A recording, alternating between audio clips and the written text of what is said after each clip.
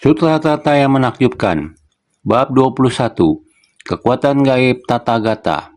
Sun Fasyang. Episode 1788. Dimanapun sutra ini berada, merupakan ladang pelatihan.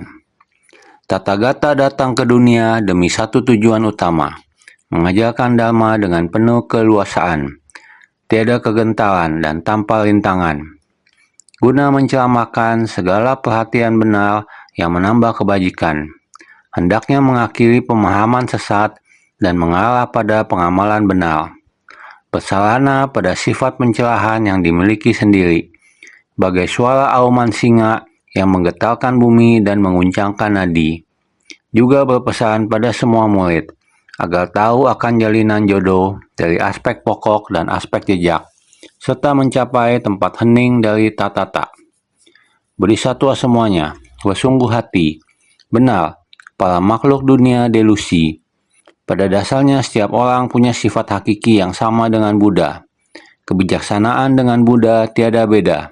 Hanya kita para makhluk membelakangi sifat yang benar dan menyesuaikan kondisi. Kita seharusnya selalu memiliki sifat kesadaran. Kita telah menentangnya. Kita menghadapi hiruk-pikuk dunia fana. Kita menghadapi kegelapan batin. Delusi sebanyak butiran pasir. Kegelapan batin tersebut bagaikan butiran pasir yang sangat banyak, membuat hati nurani kita tidak dapat melihat sifat hakiki diri sendiri. Oleh karena itu, saat ini kita sudah mulai mengetahuinya. Hiruk-pikuk dunia fana yang demikian banyak.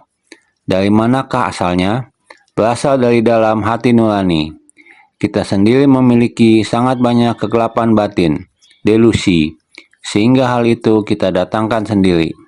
Kita dengan sifat hakiki yang murni demikian jauh terpisah.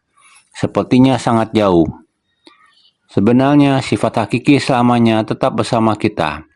Hanya diri kita sendiri benar-benar membuat kita terpisah, menghadapi dunia dengan beraneka ragam kerisauan. Oleh karena itu, Sang Buddha merasa haru dan sedih. Merasa para makhluk keras kepala dan sulit ditaklukkan. Sang Buddha ada perasaan demikian. Terlebih lagi para makhluk saat ini. Jadi, kesempatan langka bagi kita untuk berkumpul bersama. Bagaimana kita bisa mulai memahami sifat pencerahan Buddha? Bagaimana menyatu dengannya? Sesungguhnya, sifat pencerahan tidak pernah bergerak. Kita sendiri yang memiliki kegelapan batin. Kegelapan batin yang telah memisahkan kita darinya. Bagaimana kita bisa menjelaskannya dengan jelas? Buddha, Tata Gata, datang ke dunia demi satu tujuan utama. Satu tujuan utama ini adalah demi para makhluk. Semua makhluk adalah tujuan utamanya. Buddha selama kehidupan ke kehidupan dan setiap pikirannya selalu berada di kumpulan para makhluk. Beliau menampakkan wujud manusia dan sama seperti manusia. Menjalani proses lahir, tua, sakit, dan mati. Mengalami proses ini dan memberitahu semua orang. Saya juga lahir di keluarga kaya. Saya juga memiliki ketenaran, harta, dan status. Tetapi saya telah melihat dunia manusia mengalami proses tua, sakit, dan mati.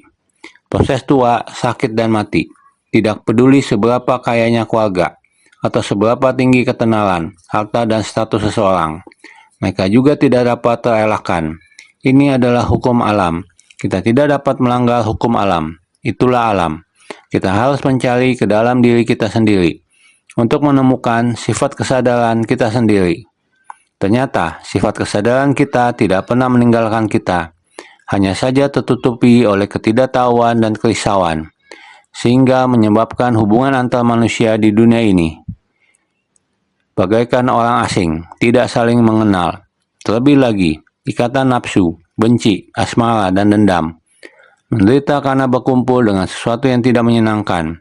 Emosi yang sangat kompleks ini menyebabkan ketidaktahuan dan kerisauan, sehingga kita tidak dapat kembali mengenali diri kita sendiri. Inilah kebingungan kita para makhluk yang telah menjebak kita. Meskipun saat ini kita tahu, saya ingin mulai melatih diri. Kesadaran akan saya ingin melatih diri tersebut. Di antara sekian banyak makhluk hidup, ada berapa banyak yang tahu dan ingin melatih diri?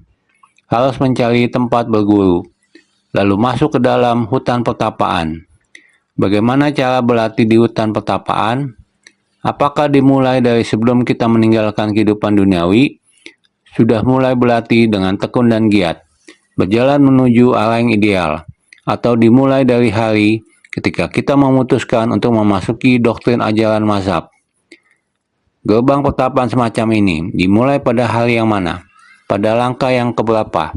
Apakah hati kita telah siap? Apakah kita sudah begitu tekun? Kadang kita pun menipu diri sendiri. Kita pun tersesat. Tersesat di mana? Tersesat dalam kehidupan sehari-hari. Demikian pula, menjalani latihan juga harus menjalani kehidupan sehari-hari. Berlatih diri juga berada di tengah masyarakat. Di tengah masyarakat, berlatih di dalam gerbang pertapaan adalah cara yang baik. Karena ketika kita telah memasuki gerbang hutan pertapaan, di sana ada aturan, di sana ada arah. Dengan menjaga niat hati ini, dan selalu bertindak sesuai arah dan aturan tersebut, barulah seiring waktu kita bisa meraih pencapaian spiritual.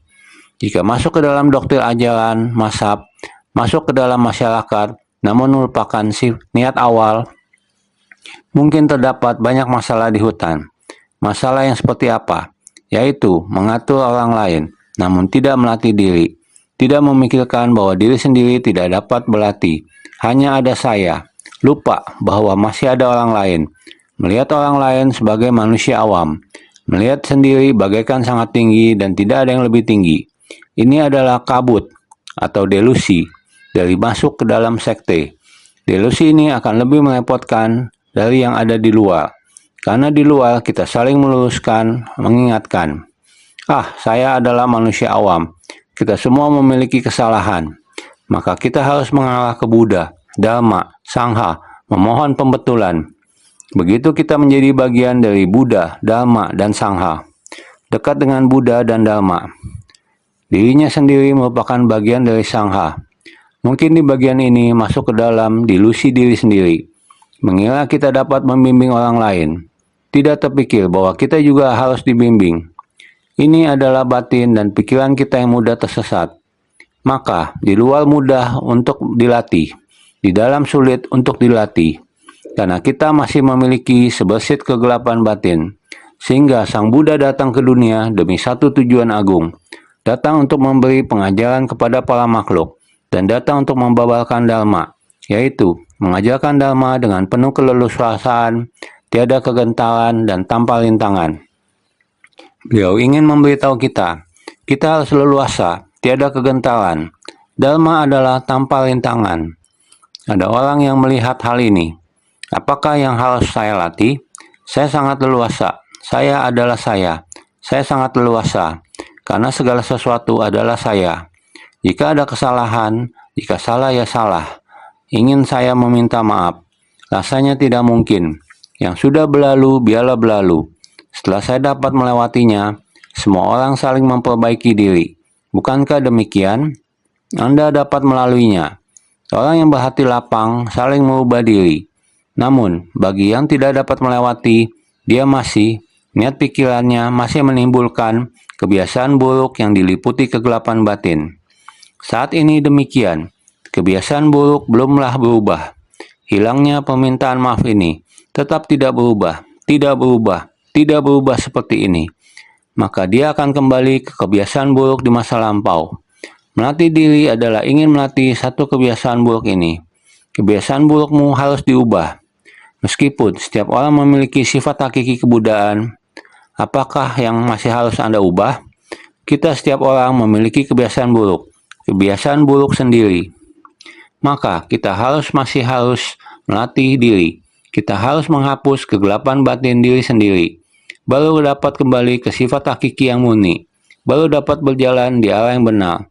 Menerima Dharma Buddha yang leluasa dan tanpa rintangan.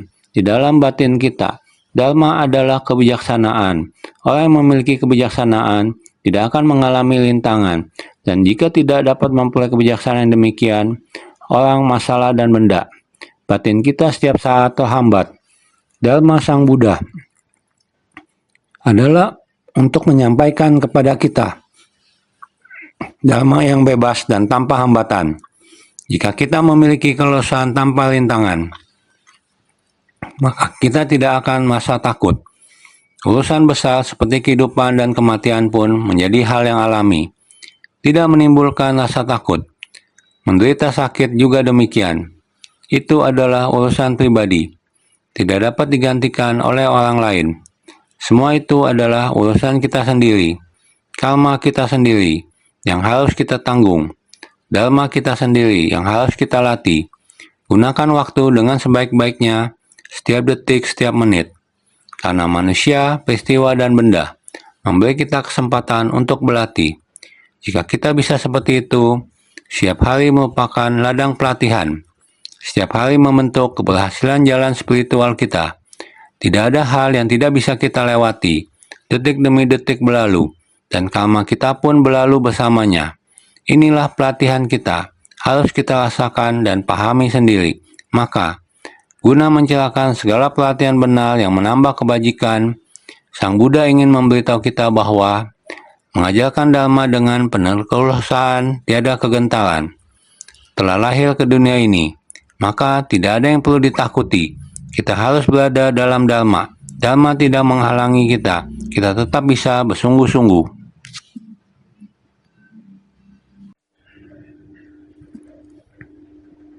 Tetap bisa mengenal dharma melalui manusia, peristiwa, dan benda. Dharma yang tanpa hambatan ini hadir di dunia. Itulah pesan yang Sang Buddha sampaikan saat datang ke dunia. Pesan yang disampaikan kepada kita. Semua ini agar kita memiliki Allah, kekuatan benar dan pikiran benar untuk menuju kebaikan. Tahun 2020, beberapa hari ini mendengar orang yang mengikuti konferensi video dari luar negeri. Dalam satu saluran, menonton satu monitor yang sama, terdiri atas 3.000 lebih sambungan. Sepotong kain putih yang sama berbentuk persegi 4. Seketika datang dari tempat yang jauh, dipisahkan gunung dan lautan. Dari Provinsi Fujian, Kabupaten Fuding, di atas gunung sampai ke tepi laut. Sama-sama dapat melihat sekelompok bodhisatwa, terpisahkan oleh gunung dan lautan dengan Sifu, Master, supaya dapat berlatih dengan giat. Setiap pagi menghirup harumnya Dharma, mendengar Dharma. Saya yakin saat ini mereka juga masih mendengar Dharma. Mereka mendengar Dharma masuk ke dalam batin dan diterapkan setiap harinya. Mereka mengubah kehidupannya. Kerisauan batin yang lalu saat ini menjadi rumah tangga yang harmonis. Orang-orang saling berinteraksi, saling membujuk untuk berbuat baik, saling menolong dan memberikan manfaat. Mengetahui pandemi saat ini, Sifu, Master berkata, bukanlah suatu yang dapat dilawan oleh kekuatan manusia. Hanya dengan batin yang tulus, menghadap ke langit untuk bertobat, menundukkan kepala untuk bersyukur. Prinsip kebenaran ini mereka di sana dengarkan. Setelah mendengarnya, mereka menjelaskannya lagi kepada yang lain dengan pemahaman mereka. Penjelasan mereka masih lebih jelas dibandingkan apa yang saya jelaskan. Batin dapat membedakan dengan jelas, tiada kekeliruan. Sungguh-sungguh sangat jelas. Setiap ajaran dipahami dengan jelas, dan juga mengubah hubungan di dalam keluarga menjadi sangat harmonis. Dapat memahami segala hal, pekerjaan dilakukan dengan sempurna. Membangkitkan tekad untuk membujuk orang lain bervegetarian. 50.000 orang di sana mau bertekad. Saya memberitahu dirinya, jangan dibatasi oleh angka. Buatlah menjadi tak terhingga. Masih ada juga anak kecil. Dia juga masuk ke dalam, juga bervegetarian. Juga menggunakan kebijaksanaan metode terampil untuk membujuk teman-teman sekolahnya untuk mencintai hewan kecil. Tidak boleh melukai nyawa hewan kecil. Dia menggunakan prinsip kebenaran yang sangat sempurna. Anak yang berusia 7-8 tahun juga dapat menyerap dharma. Bodhisatwa tua juga sama. Mereka melakukan pelestarian lingkungan, melakukannya dengan sangat sukacita, menjalankan kehidupannya dengan sangat baik. Anak-anak serta orang di rumahnya pada mulanya tidak rela, namun melihatnya melakukan dengan begitu gembira, juga akhirnya menyetujuinya, juga ikut berpartisipasi, menggunakan cara yang berbeda-beda, menggalakkan vegetarian untuk menyelamatkan orang-orang. Pelestarian lingkungan juga sedang menyelamatkan orang. Mendengarkan dharma, membujuk orang lain untuk berbuat baik, juga berarti menyelamatkan manusia.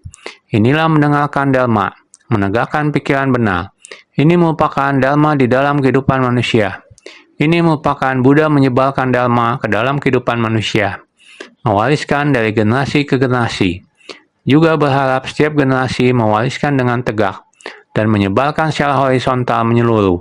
Jadi vertikal dan lebar seharusnya panjang dan lebar. Makhluk hidup yang jumlahnya tak terhingga.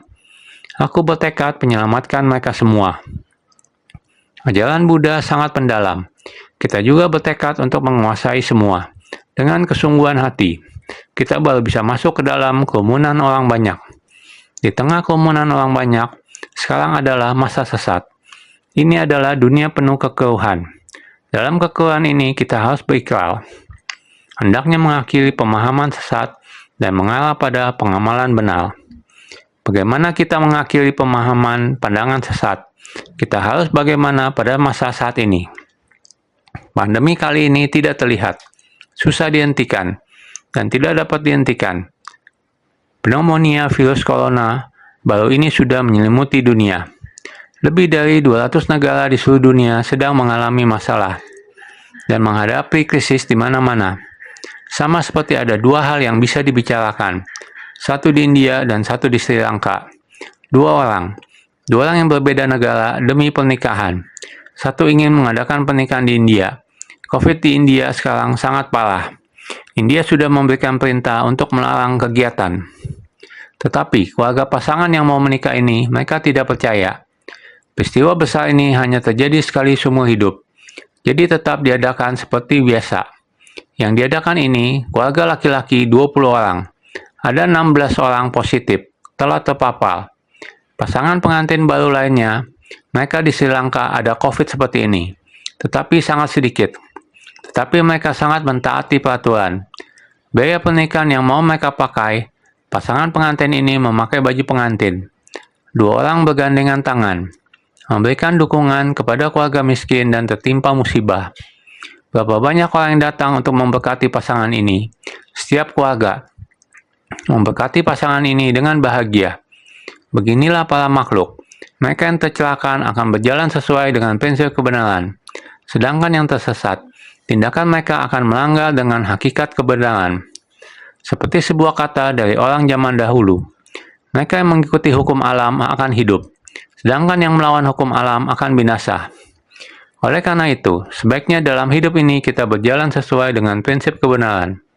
Prinsip kebenaran dari Sang Buddha mengajarkan kita bagaimana berinteraksi dengan orang lain dalam menjalani hidup, bagaimana memperlakukan orang lain dan menghadapi berbagai hal, serta bagaimana kita seharusnya memandang dunia ini.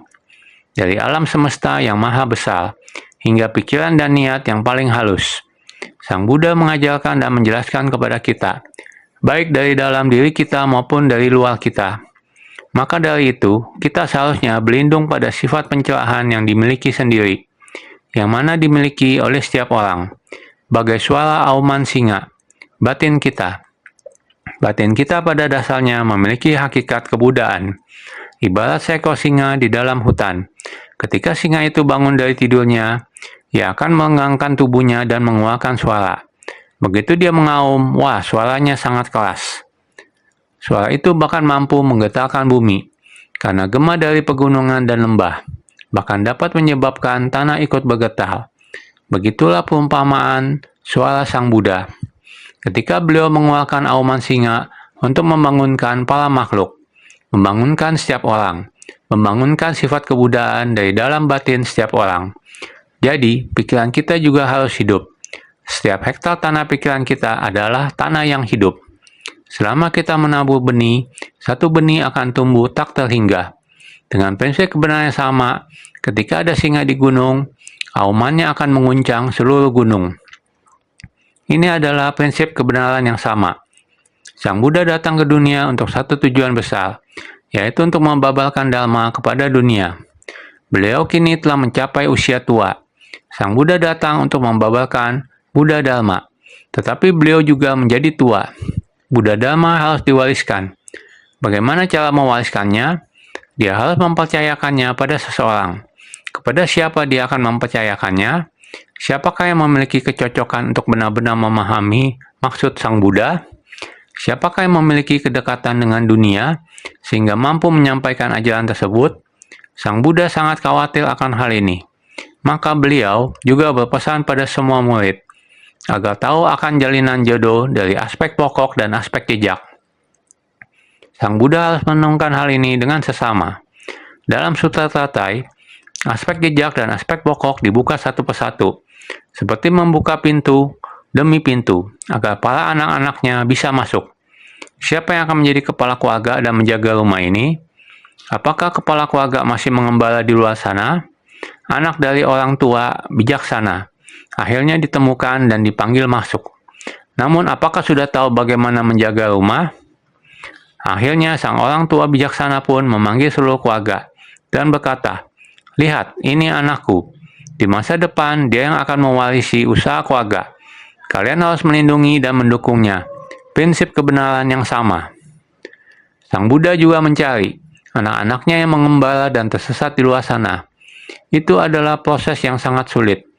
Beliau bukan hanya melepaskan atribut-atribut kebijaksanaan yang agung dan tampil sebagai orang biasa, masuk ke tengah masyarakat untuk mencari anak-anaknya. Kisah ini kita semua sudah tahu.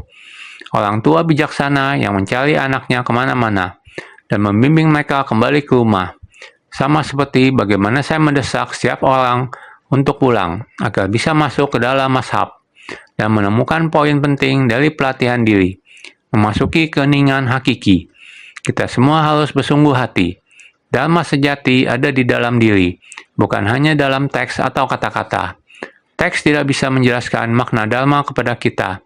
Teks-teks ini kelihatannya mudah dimengerti. Mari kita lihat naskah sebelumnya menjelaskan.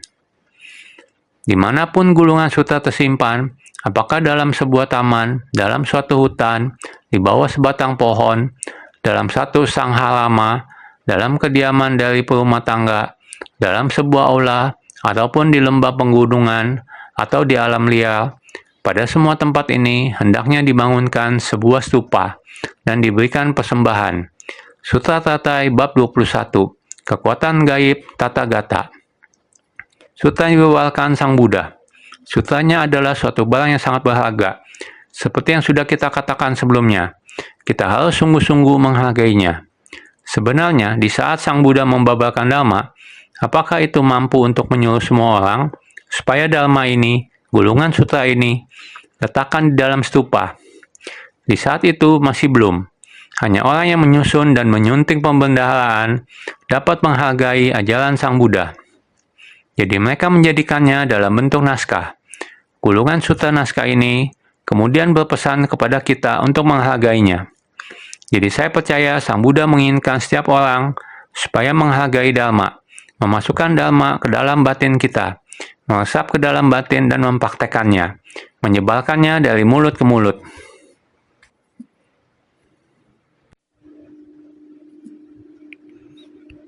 Mewariskan ajarannya dan mengajarkannya.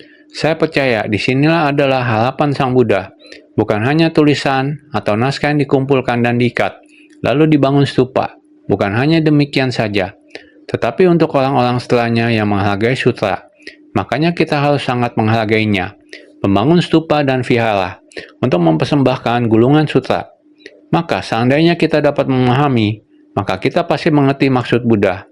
Naskah sutra selanjutnya mengatakan begini, kenapa?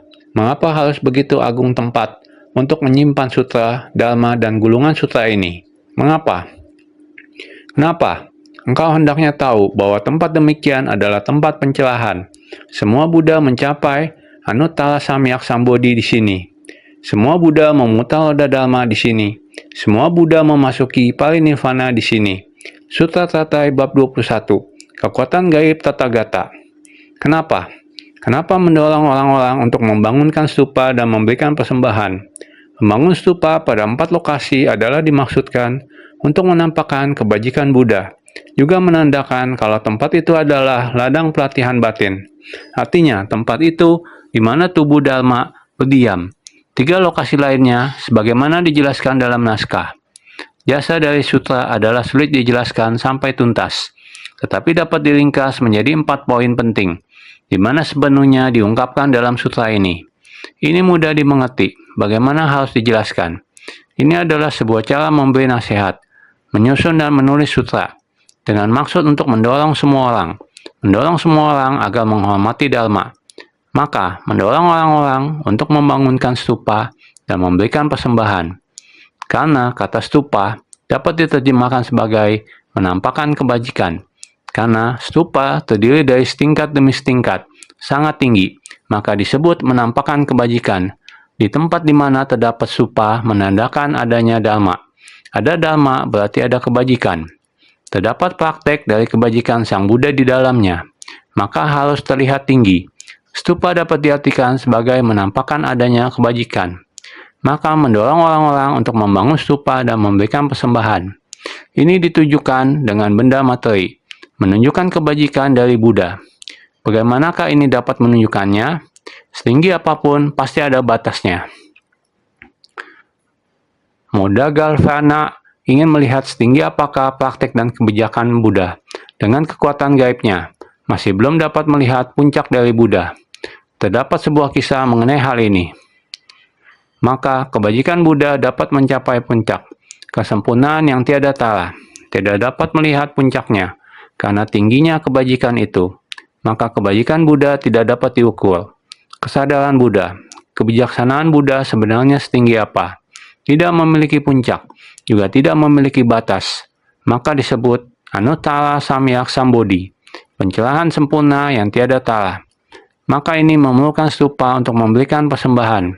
Sebenarnya ini adalah sebuah simbol. Membangun stupa pada 4 lokasi adalah dimaksudkan untuk menampakkan kebajikan Buddha. Juga sebagai tempat pencerahan batin kita. Batin dan pikiran tidak berwujud. Demikian juga dengan tempat pencerahan. Maka tempat pencerahan spiritual yang tidak berwujud adalah tinggi tiada tara, terbentang luas tanpa batas. Tergantung Anda. Seberapa besar akan dibuka oleh Anda? Seberapa banyak yang ingin dipelajari? Segitu yang dapat Anda pelajari. Singkat kata, kita harus bersungguh hati, mengenali sifat hakiki sejati. Itu adalah tiada batas. Jadi kebijaksanaan kita adalah setara dengan Buddha. Ini menunjukkan tempat pencerahan batin. Tempat di mana tubuh Dharma berdiam. Tempat di mana tubuh Dharma berdiam. Jalan yang tembus ke segenap arah. 4 tempat semuanya adalah sama. Sisi timur adalah demikian. Sisi barat juga adalah demikian. Timur, barat, selatan, dan utara adalah sama. Jasa kebajikan dari sutra. Jasa dari sutra adalah sulit dijelaskan sampai tuntas. Adalah sangat sulit untuk menjelaskan tentang jasa kebajikan dari sutra. Tidak dapat dijelaskan sampai tuntas. Himpunan dari 4 poin penting, di mana sepenuhnya diungkapkan dalam sutra ini. Benar-benar segala sesuatu yang kita miliki adalah tembus ke segenap arah seperti ini. Hendak menentangkannya. Ada sangat banyak dharma yang menggabungkannya. Sangat luas tak terbatas. Engkau hendaknya tahu bahwa tempat demikian adalah tempat pencerahan. Tempat di mana sutra ini berada. Seharusnya dibangunkan stupa. Tempat di mana stupa dibangun adalah 4 lokasi yang disebutkan dalam agama sutra. 4 tempat ini adalah 4 kata penting yang dinyatakan dan dijelaskan dalam sutra ini. Tempat kita ini adalah tempat pencerahan. Dimanapun juga, selama ada dharma, maka itu merupakan tempat pencerahan. Ini juga sudah pernah dijelaskan sebelumnya. Sekarang sampaikan dengan sederhana. Kelak ada kesempatan akan menjelaskan lagi. Selanjutnya, semua Buddha mencapai Anuttara Samyak Sambodhi di sini. Sutra merupakan tempat di mana Tathagata mencapai kebuddhaan. Ini adalah dharma yang diperoleh oleh Buddha saya. Dharma yang dilihat oleh Buddha. Dharma yang dilihat oleh Buddha adalah dharma yang menyatu dengan alam semesta, bumi, dan langit. Begitu banyaknya. Jadi dikatakan, kita hendak mengenal Buddha sesungguhnya sangat tidak mudah. Dan kalau kita mengenal diri sendiri, mengenali sifat kebuddhaan dari diri kita sendiri, setara dengan Buddha, maka akan menjadi mudah. Kalau tidak, maka kita hanya memohon kebijaksanaan Buddha dari luar. Sungguh sangat tidak mudah. Setiap orang memiliki sifat kebuddhaan. Semua Buddha memutar roda Dharma di sini. Di sini merujuk pada sutra ini. Buddha berdasarkan Dharma ini memutar roda Dharma. Semua Buddha memutar roda Dharma di sini. Pada dasar batin kita sendiri, merupakan ladang pelatihan untuk memutar roda Dharma. Harus diputar terlebih dahulu, sehingga memiliki cara untuk memutar roda Dharma di luar diri kita. Sang Buddha telah memutar roda Dharma ini. Dari dasar batinnya beliau memutar, yang memiliki bentuk diputarkan pada taman lusa isi patana. Mulai memutarkan roda Dharma Agung untuk dunia ini. Dharma telah berada di sini bersama kita, mulai meresapinya dan menerapkannya. Maka Dharma sudah memiliki perputaran. Laksana sekelompok bodhisattva di kota Fuding berkata, hati saya telah berubah, kehidupan saya juga berubah. Ini disebut dengan memutar roda Dharma. Dengan Dharma ini, dia dapat membalikan tabiat buruknya, menggunakan pemahaman baru untuk menangani masalah dan menghadapi orang. Ini merujuk kepada memutar kembali. Menggunakan Dharma ini untuk memutar. Makhluk awam memiliki roda Dharma untuk makhluk awam. Semua Buddha memasuki parinibbana di sini. Semua Buddha juga mencapai maha parinibbana dikarenakan sutra ini. Di sini menganjurkan agar bersukacita dan memberikan persembahan. Semua Buddha memasuki parinibbana di sini. Semua Buddha berada pada tempat ini. Juga sama memasuki parinibbana pada tempat ini. Pada latang pelatihan ini menunjukkan parinibbana. Sehingga semua Buddha juga memiliki maha parinibbana dikarenakan sutra ini. Semua Buddha memiliki jalan yang sama. Setiap Buddha berada pada sutra teratai, berada pada Dharma yang telah dibabarkan, jalan yang telah ditapaki, berada pada tempat ini untuk memutar roda Dharma, hingga pada akhirnya menunjukkan parinibbana di tempat ini. Ini merujuk kepada anjuran agar bersukacita dan memberikan persembahan. Semua orang juga dapat mengetahuinya. Setelah mengetahuinya, kita yang mengikuti Dharma disebut sebagai sukacita. Mendengar Dharma, memberikan semangat juga disebut dengan sukacita. Menganjurkan orang lain untuk mendengar juga merupakan sukacita. Jasa kebajikan dari turut bersukacita mudah untuk dilakukan. Tempat pencerahan menjelaskan tentang semua Dharma. Bodhi menjelaskan tentang hal sangat mendalam. Memutar roda Dharma menjelaskan tentang kekuatan gaib penuh keleluasaan. Parinibbana menjelaskan tentang perbendaharaan rahasia dan penting. 4 poin penting ini mencakup keseluruhan sutra. Tempat pencerahan menjelaskan tentang semua Dharma. Bodhi menjelaskan hal sangat mendalam. Untuk menjelaskan hal-hal yang benar-benar sangat mendalam. Memutar roda Dharma untuk menjelaskan. Harus menjelaskan kekuatan gaib penuh. Tahun 2020, beberapa hari lalu, kekuatan gaib penuh. Setiap hari mengumpulkan kekuatan gaib. Dalam sekejap bisa menjelma tubuh. Online dengan Provinsi Fuding. Juga ada 3.000-an orang yang bergabung. Pada saat bersamaan mendengarkan. Pada saat bersamaan semua orang menerima jalan ini. Sehingga inilah kekuatan gaib. Demikian tuntas. Sehingga dikatakan, makna dari parinibbana adalah hening. Batin tersebut, tubuh dan batin memasuki kondisi hening. Jalinan jodoh Buddha di dunia juga sudah saatnya selesai. Sehingga di masa kehidupan ini banyak harapannya. Perbendaharaan rahasia dan penting telah melindungi harapan ini untuk datang ke dunia. Yang harus disampaikan telah disampaikan. Sekarang telah ada dalam Dharma ini. Mulai dari awal, 4 kebenaran mulia. Mulai dari penderitaan, sebab penderitaan, lenyapnya penderitaan, dan jalan menuju lenyapnya penderitaan.